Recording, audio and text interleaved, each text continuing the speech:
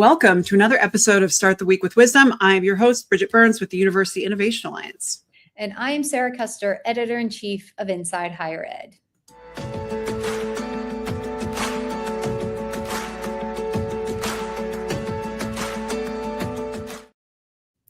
Typically, when we get together, we have a third player hiding in the wing, and it's usually a college president or chancellor who we invite selectively to interview them about what it's like to lead in this moment. We're trying to surface anecdotes, stories, and insights from leaders who are really grappling with the challenges of today.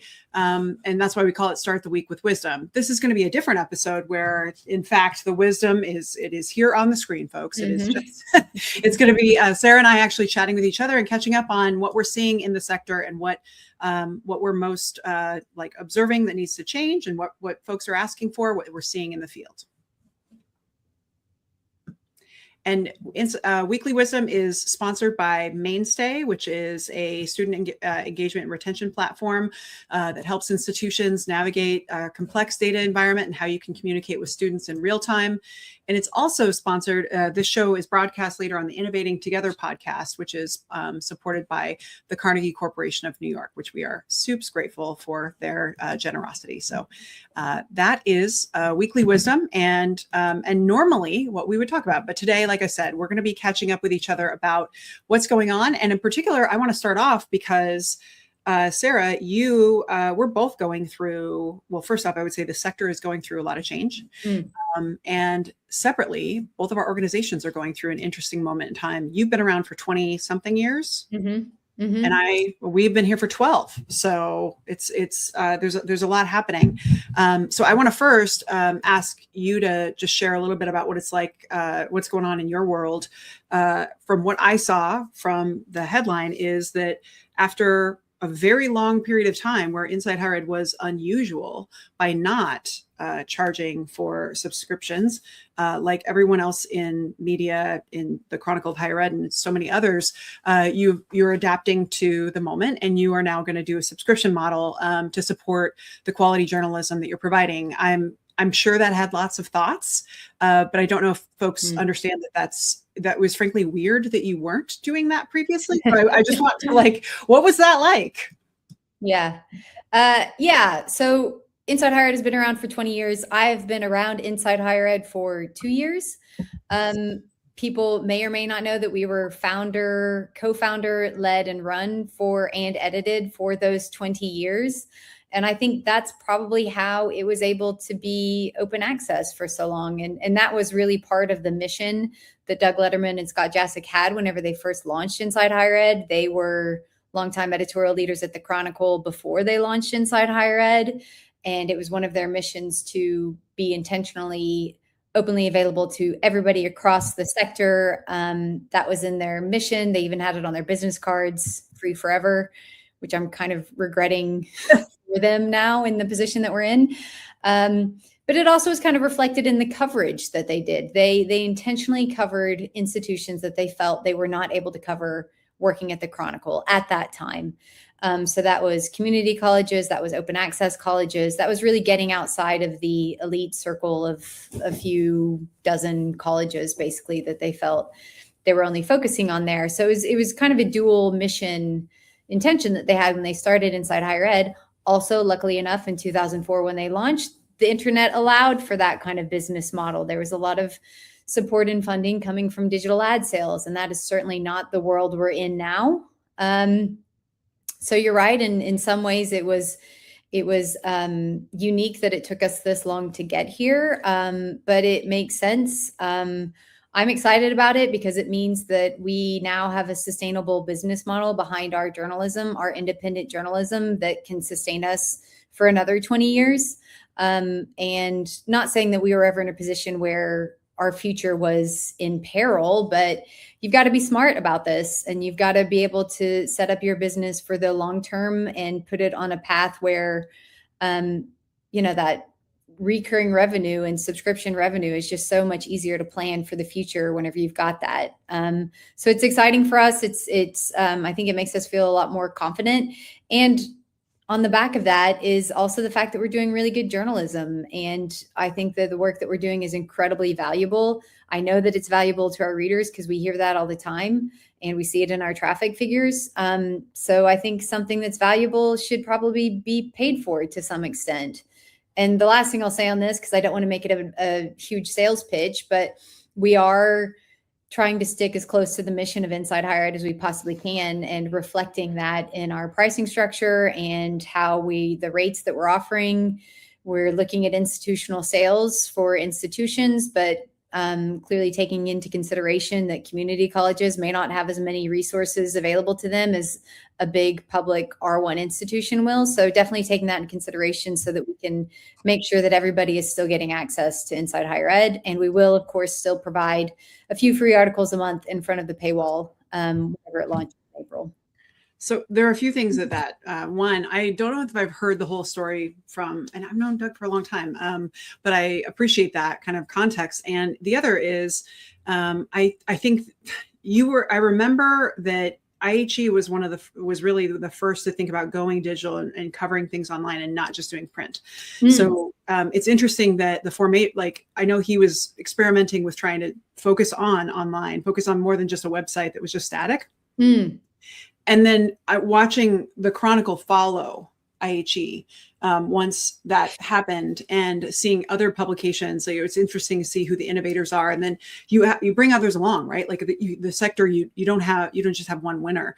But also, I kind of prefer the subscription model because I'm glad you're thinking about the cost for the individual and the institution. But in the end, I think that being able to select the kind of journalism you want to do based on the people you need to serve, rather than companies that want to promote their products, which I know there still has to be a little bit of that, right? Like in terms of the business model, but like that is where I've really struggled running a nonprofit for a long time, is that there are for-profit entities that see that part of what I do is I run a trust-based network, that a lot of the things that we do go viral.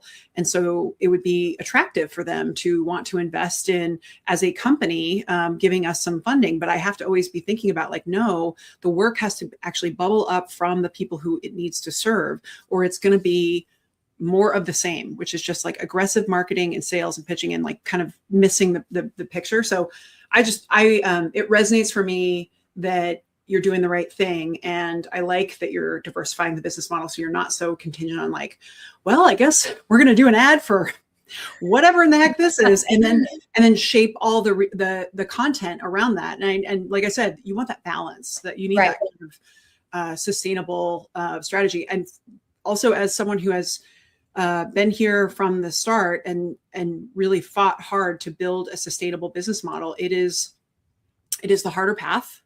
It is much more convenient to choose the dopamine hit of cash flow that is not really wrestling with some of these bigger issues. And I also am just thinking about, I know that Doug did not do this to you, of like, hey, I'm going to throw you the keys and then make you make all the hard decisions.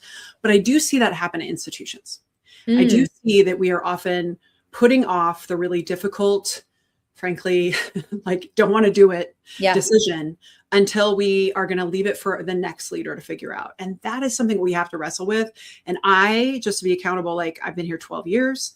I think about that all the time, of like, what are the hard decisions that it would be selfish for me to leave for someone else?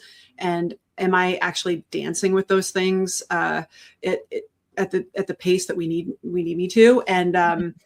And sometimes that's yes, and sometimes that's no. So it's like, and a lot of times it's about timing as well. I know that Doug and Scott had considered this possibility more than a couple of times, and maybe it just wasn't the right decision. And some of it was philosophical for them, and some of it was also like, we don't, there are still other avenues that we can pursue here and that we can do here that will help us sustain what we're doing, so that we don't have to go down that road. And the timing was just right for right now.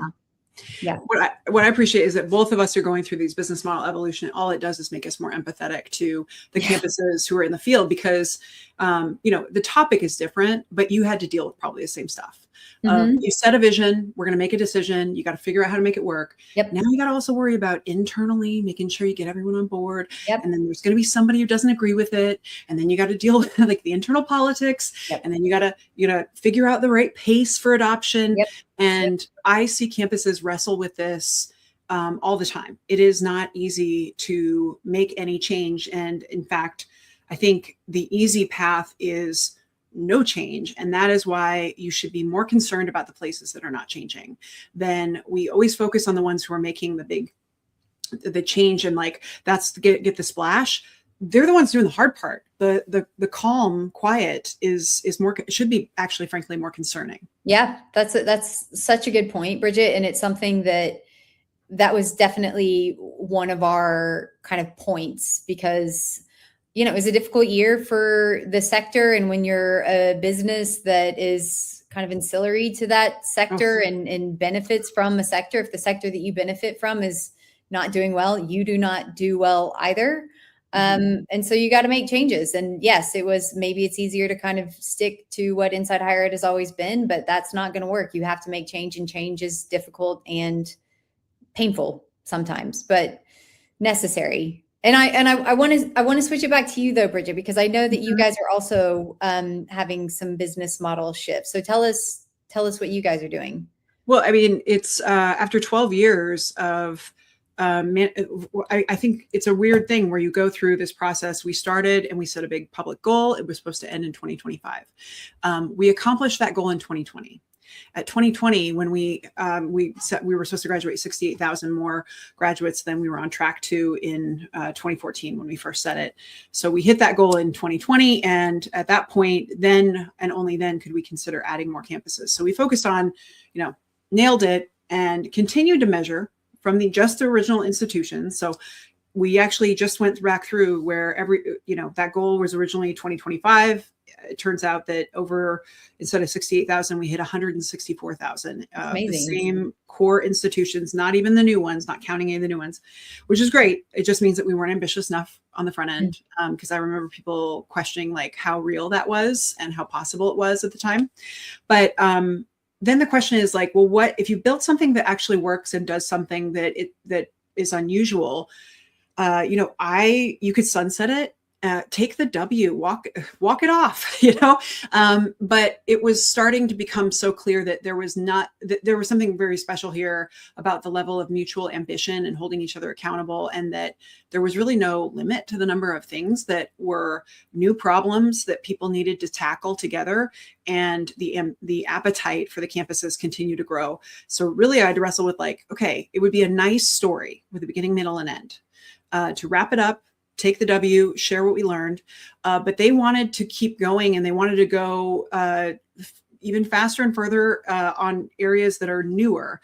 So what we're having to evolve is, instead of measuring our success by degrees and graduates, we now have to measure by post-college mobility and the prosperity of our states and the leadership role these institutions play. And those are two very ambiguous buckets where it turns out there are not clear measures.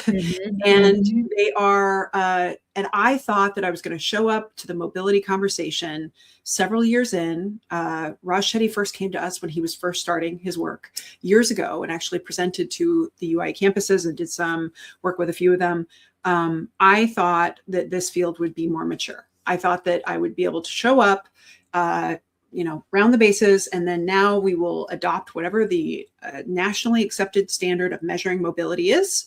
And we would then use that to set a target and then interrogate all of our systems to figure out how to improve post-college mobility.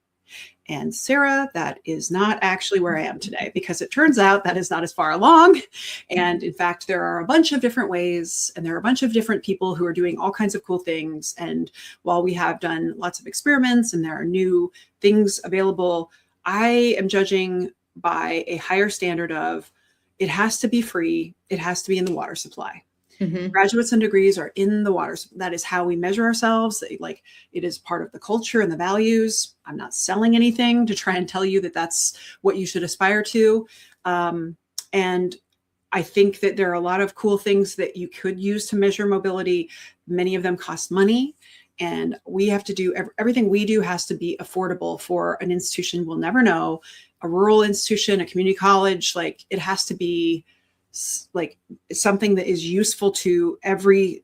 We think that students at every institution in the country deserve innovative solutions. So we shouldn't choose something that's expensive and fancy for just our institutions, because then we're not actually doing our mission of actually like changing what ideas are scaled and what innovation it, serves students and making it accessible. So that's my shift is how do you evolve your business model in the midst of changing what your scoreboard is? And the whole time, funders are changing their theories of change and their strategies very rapidly. There's massive turnover in the philanthropy space. I don't understand it. All I know is I have one program officer who I have historically had a long-term relationship with. And I think we have 10 national funders we're working with. Yeah. So we have all these grants, and it's so many new people. And it's fabulous to work with new folks, but it is hard to it's just hard to do the kind of like deep innovation work we want to do if I'm still starting with explaining the very basics of the model all the time. So and the fact that you're now shifting your model adds some complexity to that. I wanted to ask you though, Bridget, like there are a lot of models out there for calculating mobility. So tell me why, for example, the college scorecard isn't going to work, or what Raj Chetty is doing. Like what gaps are out there for you that means whatever's out there right now won't work? It's just that there's not a resolute, clear gold standard, right? Like, what's iPads for this? What is the thing that every campus is going to use unequivocally so that we are all on the same standard? One of the examples we used early on that is more problematic now was Weight Watchers. It's just weighing on the same scale, right? It is difficult to equivocate to here's the thing I've done, and and explaining it in a simplistic way so other people can use it. But if we're all measuring by different things, if we're all trying different experiments here and there, and I have the more expensive measurement system, and you have you're opting into this optional one, there are some really cool things. Like one of the goals my campuses have talked about is every one of them aspiring to the Carnegie's new classification opportunity campuses. It's still one moment in time, that mobility measure, right? It is not a consistent it's not static and dynamic. And that's possibility. There's a lot going on in this space. I would say, so it's not a lack of effort or investment or experiments. But again, I just thought that my work was going to be different. It was to be about how to support a collective of institutions to figure out the messier and murkier part, which is not how to measure it, is how do you actually know what you're doing is actually changing mobility versus are you reading your own press? Because people do a lot of stuff. They all think, oh, I've got this program for boobity bop, and we have this young scholars program, and we also are, and they all have the things they brag about like our graduates are blah, blah, blah, well, how do you know? And when they are honest, institution leaders are like, you know what, actually, no, like, I know that we're not doing a good enough job helping students feel confident and informed about the degree they're going to choose and what kind of job to get. We have, internships are great, but there's not enough quality and supply of that I can guarantee that. We have to break down the silo between the classroom and how students are preparing themselves for work. These two are not, these need to actually connect, right? Because what we're teaching them is connected. It is not, we're still very uncomfortable admitting that's what we do. So it's just, I feel like that was the work I was wanting to do. And evaluating different data providers and companies and different platforms and figuring out how to raise money to get Stepping Blocks or Burning Glass or CredLens, where I'm really hopeful about CredLens, which seems to be like possibly one of the giant killers in terms of a way to measure everything. It's different work than I expected to do. Yeah. And it's so much more complicated than just measuring graduation rates, which is complicated in itself. But if we're talking about mobility, that is, there's a lot in there, and it's kind of choosing what you want to be the indicator of mobility. And then, like you said, making everybody get behind it and agree that that's what they're going to be following and working towards. Yeah. People do follow what we do goes viral. And this is not my expertise. Like Rashidi is so much smarter about it. There are so many people who are way smarter about how to measure this. And I keep, listening to them, but I do not want to make this decision. I'm not going to. What I'm helpful at is helping a group of institutions who all are in their own states, dealing with their own stuff, team up to set a combined goal and hold each other accountable, and then figure out exactly how we will get there to redesign our institutions so that we actually are providing a far superior experience for students to get to upward mobility. Like that's what I can do. I spent 12 years, I could do that. And I find that I am showing up now like, okay, I am in conversations that as a student, I am learning a lot, but I was really just hoping it was more mature than this. But you get what you get. And roll with the punches. Roll with the punches, and that this is leadership dynamism that is testing new skill sets for you. And it sounds like you're rising to the challenge. Are you enjoying it? Oh, I mean, the reason I love my job is because it's weird every day. Like every day is different.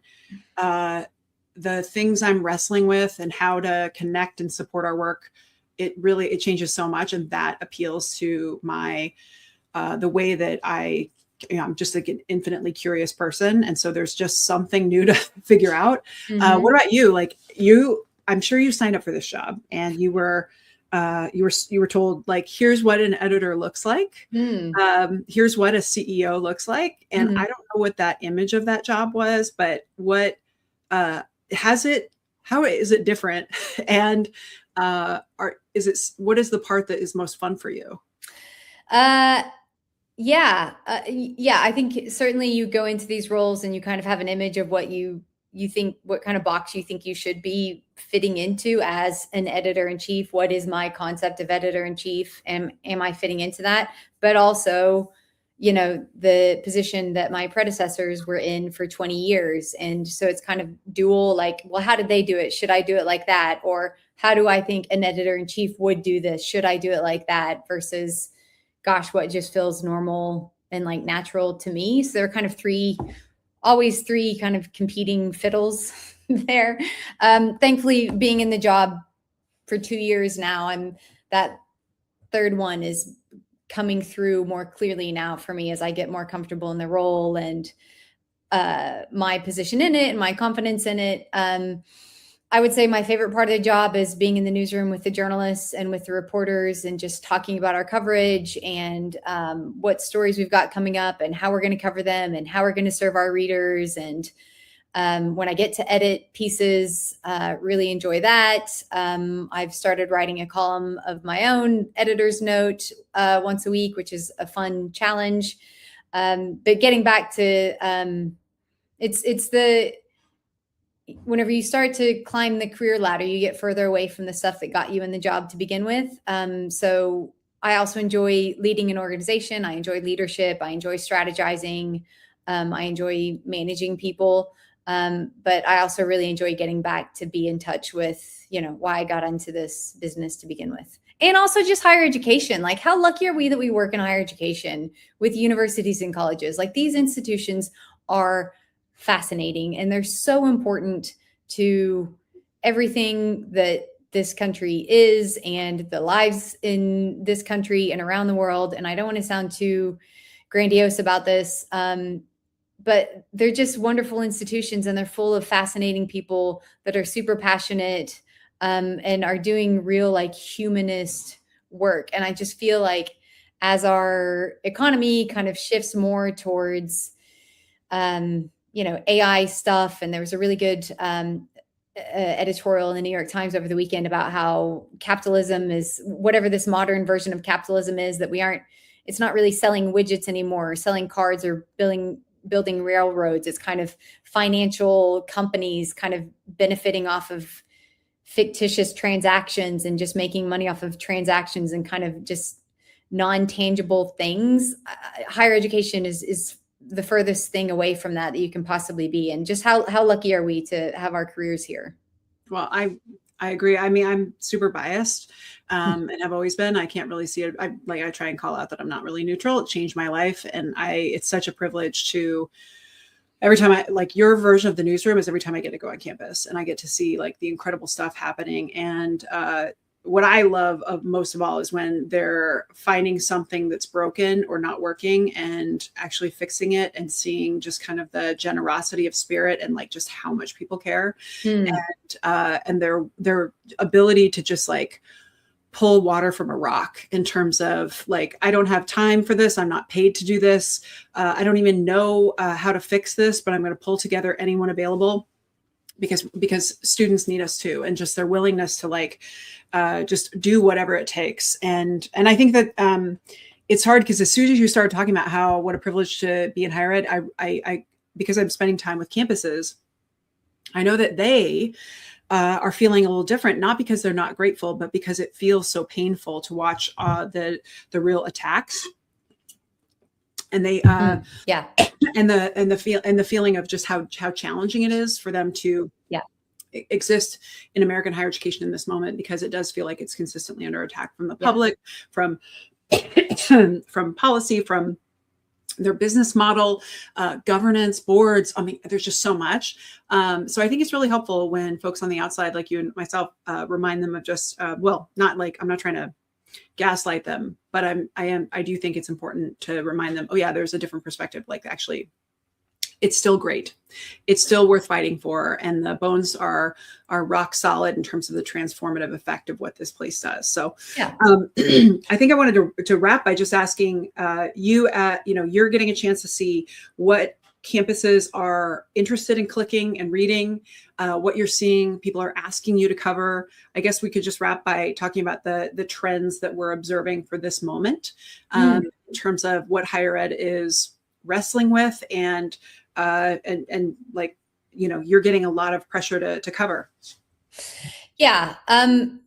So, I mean, the obvious answer with that is federal policy and everything that's happening, especially with the one big, beautiful bill and all of the regulatory changes that are coming with that. I think that is the boulder hurtling down the hill towards institutions coming in July 1.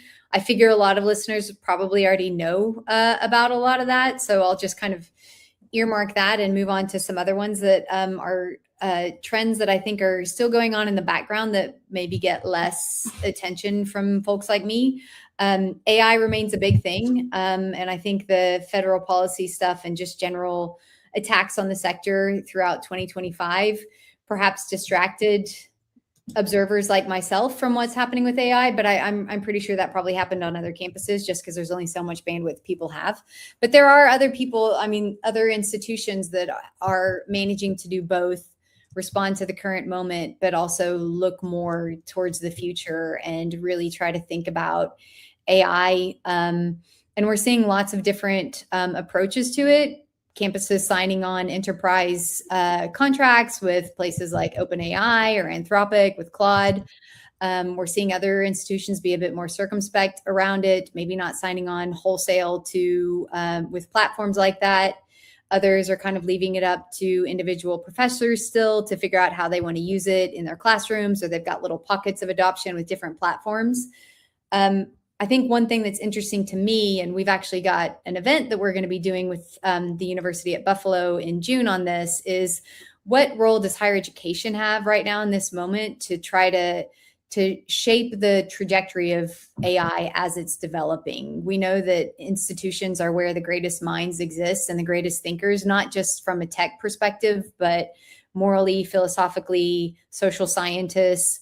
What can higher education institutions, what agency do they have to really help society grapple with this and take some responsibility to make sure that this is a technology that can actually benefit human beings and really be a tool for flourishing creativity, whatever it is, rather than this like horrible future that the tech giants are telling us is going to happen in 2 years. All of our jobs are going to be taken over by robots. So I know that you guys are also doing a lot of work in this area, Bridget, especially around AI.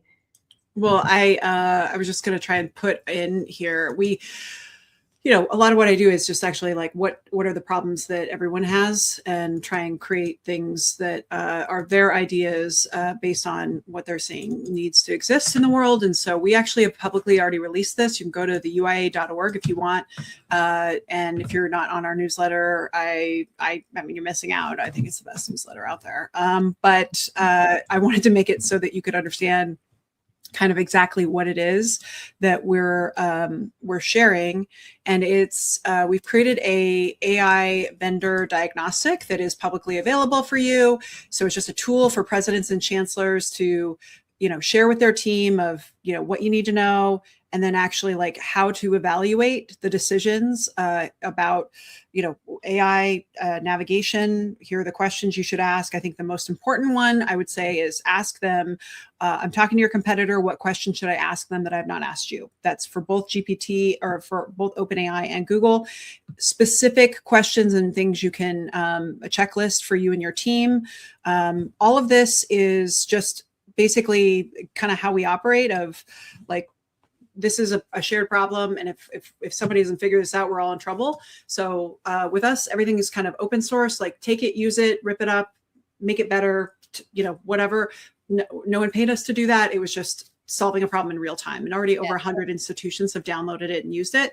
Fabulous. Awesome. I'm more interested in how they would make it better, like what question is missing and what else is needed next. But I agree with you. AI, that's the thing. Everyone's talking about it. I do think I heard from Erin Moat from Innovate EDU, and she runs the EdSafe Alliance. And basically that everyone's focused right now on efficiency, but we need to think about these bigger questions around we're signing contracts that are going to give away our IP, that are giving away student data for decades to come. These are big questions that nobody's prepared to answer. And in resource scarce environment, when they're going to give you a little bit of money, you can make the wrong decision. And so we just want to make sure that the field is adapting. I think beyond the AI question, what's dominating right now as we wrap up is a real prevalence of the conversation around work-based learning and workforce alignment, and how we shift our relationship with the public. You're seeing all kinds of efforts. Fabulous. I would just say from my vantage point, work-based learning is super important, but it is a term that is not a higher education term. It is actually from the workforce sector. It is not like, for the longest time, I was like, why is higher ed not in here? Well, because this is not actually what we call it. And we actually need a strategy here to increase the supply of it and the quality of it. And it is, I would say, a nascent space in many ways, and worth everyone actually thinking about how we not have this done to us. Because I see a lot of those conversations, and I'm looking around the room of who's in, and it's not the institutions, because we're off busy doing the education stuff. And it turns out that I think the future of higher ed campuses, we have to be the future of apprenticeship, because AI is eliminating those first jobs. What's it going to look like if we actually are needing to create first jobs for every student who is on our campuses? So those are just a few thoughts. I hope that this has been helpful for folks at home in terms of, two organizations going through, maturing navigation, very relatable for our sector, and look forward to the next time we get together where we're able to interview another leader and tee up some of these broader questions. As always, Sara, you're the best. Thanks so much for being a great co-host. And for those folks at home, we look forward to talking to you soon. It's been a pleasure, Bridget, as always. Thank you. See ya.